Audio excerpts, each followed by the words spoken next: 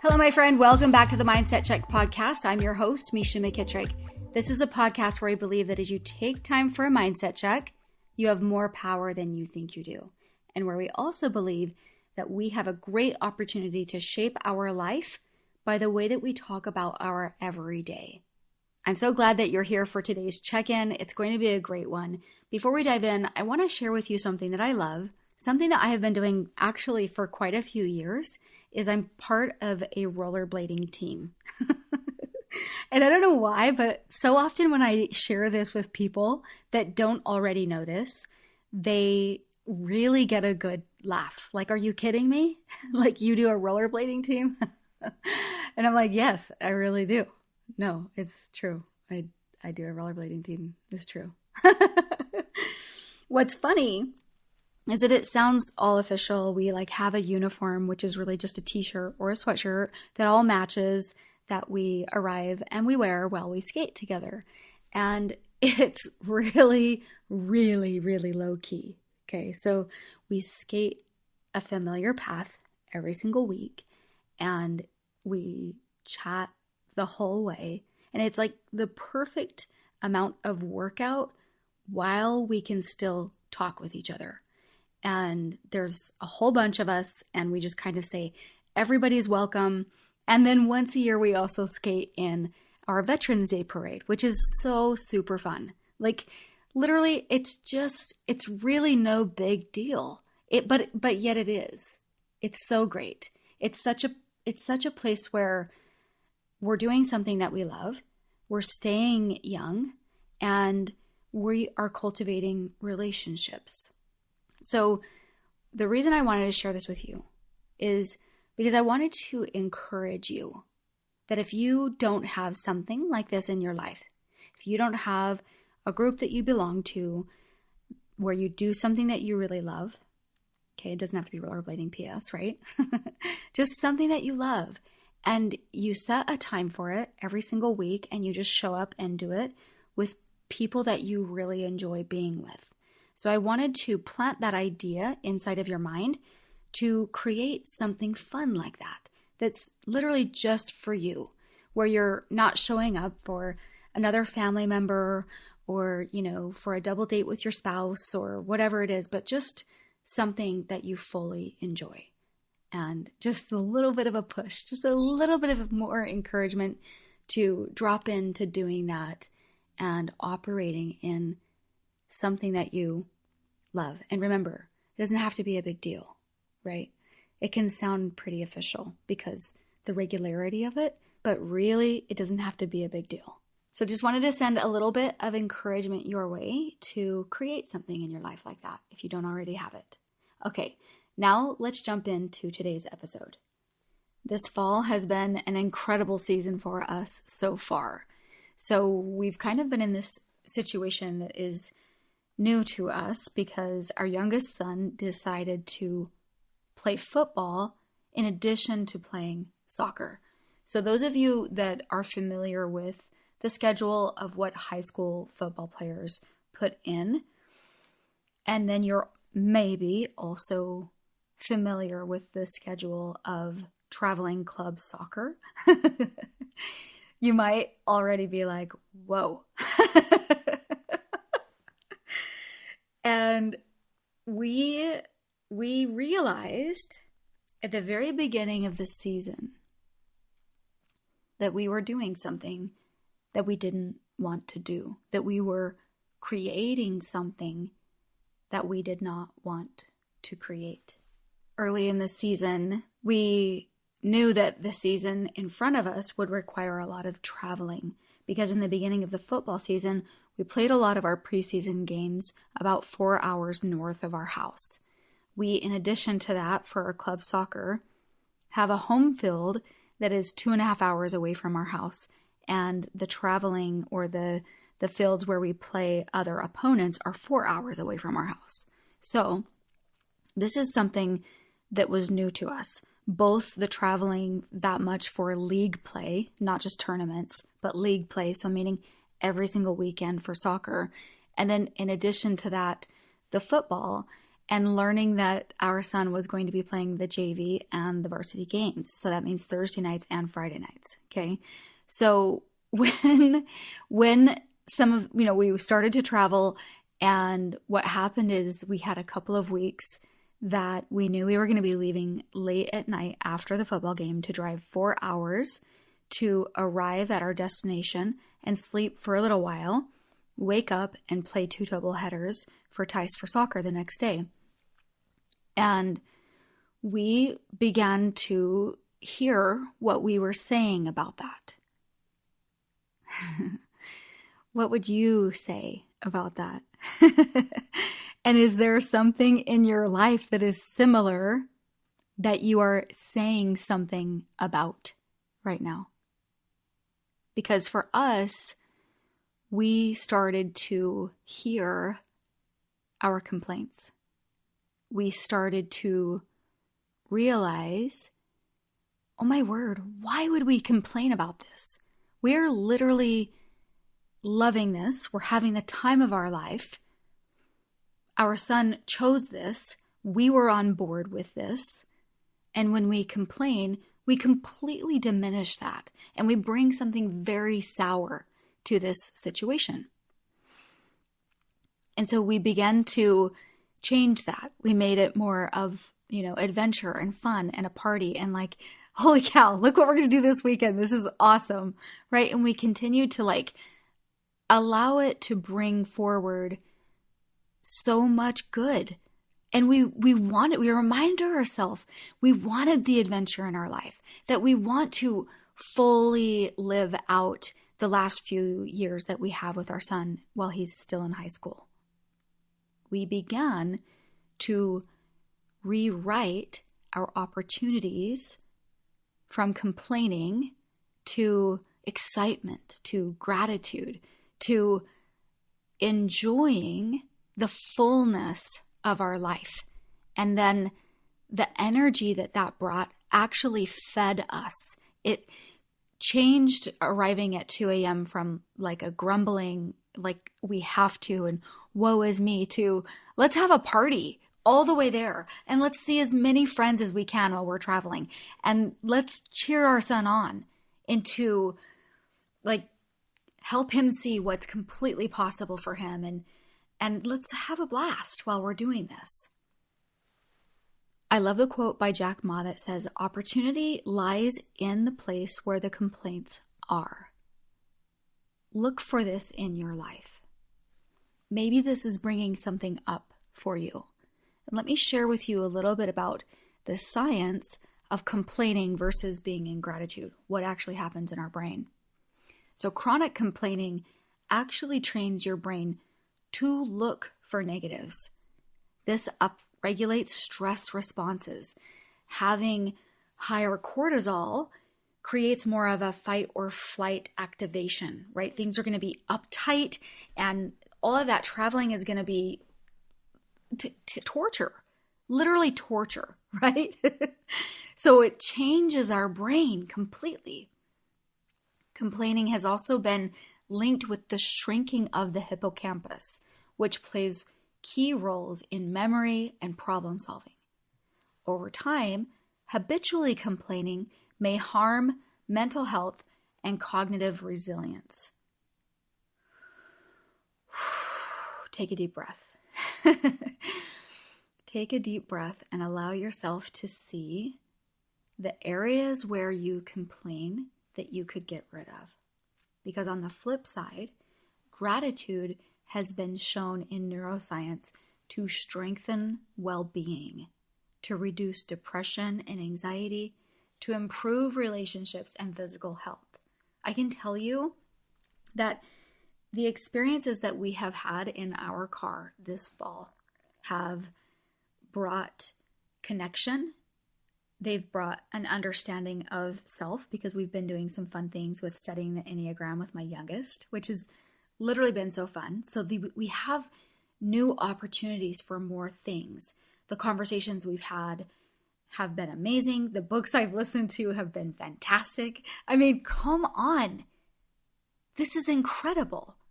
And we are doing very fun things. Nancy Blackman said, gratitude is riches, complaint is poverty. Listen to this folk story of the gratitude stone. There was a quiet village nestled beside a whispering forest, and in it lived a young man named Leo. He was good-natured, but his head was often filled with worries. He worried about his crops growing, about the long winter, and about being lonely. The more he worried, the more sadness grew in his heart, casting a shadow over all the good things in his life. One afternoon, Leo was sitting by a clear river, watching the water flow, when a wise old woman from the village approached him. "What weighs so heavily on your heart, child?" she asked. Leo sighed and explained all his worries. "It seems no matter what I do, a gray cloud follows me everywhere." The old woman smiled kindly. She reached down and picked up a smooth gray stone from a riverbank. "Take this stone," she said, placing it in his palm. "It has no special magic of its own, but it will be your reminder. Before you go to bed each night, hold this stone. Think of one thing from your day, just one small thing that you're grateful for. It could be the warmth of the sun, the laughter of a friend, or the taste of a fresh berry. Think of it, and hold that thought while you clutch the stone." Leo, though skeptical, thanked her and took the stone. That night, lying in his bed, he remembered her words. He reached for the stone and held it tight. He thought of his mother's warm bread and a kind word from a neighbor. A small, warm feeling bloomed in his chest. The next night, he held the stone again. He remembered watching the colorful sunset over the hills. Another small, warm feeling. Day after day, Leo continued the practice. He was grateful for the sound of birdsong, the coolness of the river water on his feet, and the comfort of his bed. Soon, the small, warm feelings grew stronger, chasing away the worries that used to haunt him. The gray cloud began to fade. He started to notice more of the small joys around him, the way the leaves shimmered in the breeze, the friendly wag of the dog's tail, and the satisfaction of a hard day's work. Eventually, Leo's practice of gratitude became a habit. He didn't need the stone to remind him anymore, but he kept it in his pocket, a cherished keepsake. He found that the more he appreciated what he had, the more joy and goodness filled his life. He became known in the village not as the worried boy, but as the one with the brightest smile. And so the story of the gratitude stone spread. The villagers began teaching their children to carry their own stones, a tangible reminder that happiness is not about what you have, but about seeing and being thankful for what is already there. I love this in conjunction with rewriting the opportunities that we have to sit in complaints or to sit in gratitude. To complain completely shuts down the possibilities of what could be there. Because of that, I thought it would be fun to just take a little moment to practice flipping complaints into gratitude. So what I want to tell you about first is what I started to notice at the beginning of the season when Tice was up against so much playing two big sports at one time. Okay. So I remember at the very beginning, I started to say things like, "Tice, you need a rest. Holy cow, let's get a coconut water in you. Oh my word, like put your feet up, like, take some breaths. Oh, you don't even have enough energy to do yoga." These were kind of the things that I was saying to him, and I would say to my husband, "Oh my gosh, Tice does not have the energy to do the chores. Like, we've got to step up. Like, oh my word." Right. So, and then around the same time that we were rewriting the way that we wanted to look at all the time and the travel and so forth, we were also rewriting the script that we were going to use as we talked about his state and about the way that he was caring for himself. So we started to say things like, dang, Tice, you're handling this like a champ. Look at you. Like, I'm really impressed. And when I would be talking to other people, I'd be like, no, he is doing so good, taking care of his nutrition and his body. He's really prioritizing his sleep, icing when he needs to. He's using, the TENS unit to bring more blood to the area that kind of might be feeling like a little bit weakened. He is fully capable of, during the downtime to be stretching and making sure that he's kind of getting the yoga movements that his body needs and to really open up his hips, really just saying, all of the great that I was seeing him capable of managing. And we also needed to point out what he was saying, because he was starting to complain, and we would be like, you chose this, like you wanted to do this. And there's just such a different way. So we were able to help point out the ways that we could see it for better, that would actually help us to really be in it and appreciate it, and to be able to say, we're literally living the time of our lives. This is so much fun. And we're so proud of you, Tice. Keep going. Like, you got this. And so I think it's important for us to take just a moment to think about 2 complaints that you might have in your life, just 2, and we're going to flip them. We're going to flip them into gratitude statements. So I'll give you a couple of examples, but kind of get whatever it is that you're complaining about in life right now in your mind, because it is pretty normal and typical that we fall into complaints sometimes, especially when we don't watch our thoughts, when we're not being mindful. And the moment that we check in, we start to go, oh, whoa, that's not what I want to think, right? So let's take this complaint. I'm so tired of driving all these kids to practice and games. And then we flip it and we make it into a gratitude statement. I'm grateful my kids are healthy, active, and that I get to watch them do what they love. What if your complaint was, I never get a moment to myself? Maybe you could reframe that by saying, I'm grateful I'm needed and that my family feels safe coming to me. I think there's also a lot of power in saying, I have everything that I need. I have all the moments that I need. Because what you focus on grows, even if you have to fake it for a moment before it becomes reality. How about this one? I hate doing endless laundry.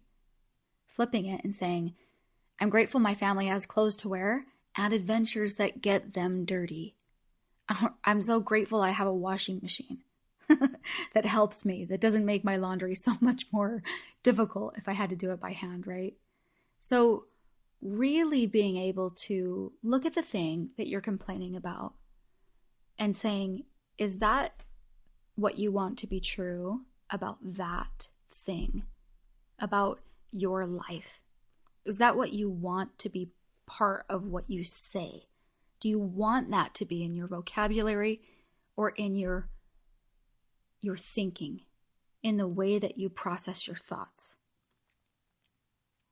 Because what we think, our brain is literally so powerful, it will continue to create.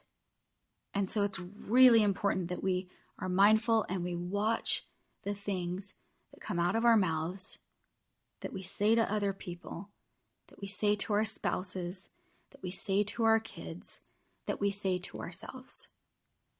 Gratitude can really help us reframe negative experiences as opportunities for growth or for learning, and flipping complaints into gratitude helps develop our agency for choosing, right? Like, we get to choose the way we want to feel about something, the way that we want to look at something. I love this quote by Rumi. He says, live life as if everything is rigged in your favor. And I am completely 100% on that train. I hope that you can see that when you find opportunities to rewrite your complaints, you completely reframe your life. And in this, you have more power than you think you do. I hope that today's episode was a really great check-in for you, just to start to notice kind of the story and the things that you are saying in your mind, and the reality that it is bringing forward. Make sure that you are subscribed to the Mindset Check podcast so that you don't miss future episodes. We do have some really fun ones coming up with some fun guests, so make sure that you watch out for those. Before I leave you, I want to share a quote with you by Epictetus that says, "He is a wise man who does not grieve for the things which he has not, but rejoices for those which he has." Until next time, my friend.